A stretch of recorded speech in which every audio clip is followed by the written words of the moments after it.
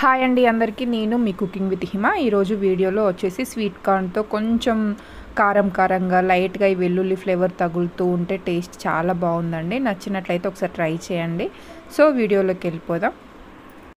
First of all మనం sweet కార్న్ని బట్టి butter add చేస్తున్నానండి. ఇందులో కాస్త నెయ్యి కాస్త బటర్ వేసి యాడ్ చేయండి. 1/2 టేబుల్ స్పూన్ వరకు నెయ్యి 1 టేబుల్ స్పూన్ వరకు బటర్ యాడ్ చేస్తున్నాను. ఈ బటర్లో మనం ఫ్రై చేయడం వల్ల ఈ స్వీట్ కార్న్ అనేది తింటూ ఉంటే ఇంకా చాలా టేస్టీగా ఉంటుందండి. ఆయిల్లో వేంపితే ఒకలా టేస్ట్ ఉంటుంది, కొంచెం నెయ్యి వేసి బటర్ వేసేసరికి కాస్త టేస్ట్ అనేది చేంజ్ అవుతుందండి. బటర్లోనే వేయించండి, చాలా టేస్టీగా వస్తాయి. సో బటర్ దగ్గర అవైలబుల్గా లేకపోతే నెయ్యిలోనైనా వేయించండి. సో టేస్ట్ కోసమే వేయించమంటున్నాను నేను, అంతే తప్ప వేరే ఏం లేదు.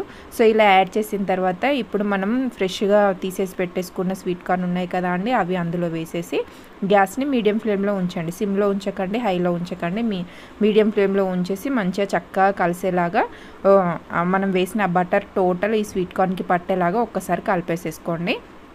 కలిపేస్తూ 2 మినిట్స్కి ఒకసారి 3 మినిట్స్కి ఒకసారి ఇలా కలిపేస్తూ ఉండండి. చూడండి వాటిలో నుంచి ఎంత పొగలు వెళ్తున్నాయి. స్వీట్ కార్న్ అనేది కాస్త లైట్గా ఉబ్బింది చూసారా. మనం ఫస్ట్ వేసిన దానికంటే ఇప్పుడు లైట్గా మనం ఆయిల్లో అయినా లేకపోతే బటర్లో అయినా నెయ్యిలో అయినా స్వీట్ కార్న్ వేసేసి ఒక 2 మినిట్స్ ఆర్ 3 మినిట్స్ ఆఫ్టర్ చూసామంటే స్వీట్ కార్న్ అనేది ఇలా లైట్గా ఉబ్బుతుందండి.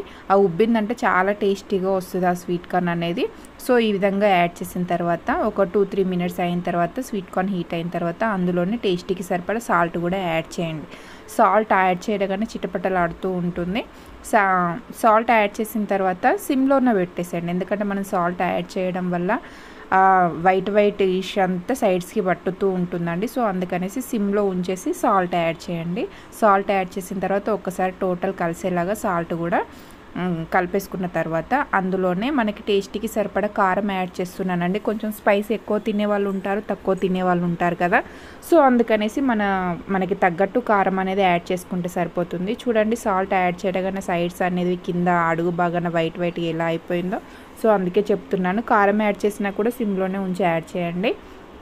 సో ఈ విధంగా టోటల్ కలిపేసేయండి. కలిపేసేసుకొని మనం వేంపుతూ ఉంటే స్మెల్ మాత్రం సూపర్గా వస్తుందండి. సో ఇలా వేంపిన తర్వాత ఇప్పుడు అందులోనే మనం పచ్చి ఆనియన్ యాడ్ చేస్తున్నాను నేను. పచ్చి ఆనియన్ ఎందుకంటే మనం తింటూ ఉంటే ఆనియన్ ఫ్లేవర్ అనేది తగులుతూ ఉంటే అదో రకమైన టేస్ట్ ఉంటుందండి. మీరు కావాలంటే కొత్తిమీర కూడా యాడ్ చేసుకోవచ్చు. కాకపోతే పిల్లలు కొందరు ఆకులు అనేసి లీవ్స్ అనేసి తినకుండా పక్కకి పెడతారు కదా అనేసి నేను యాడ్ చేయలేదు.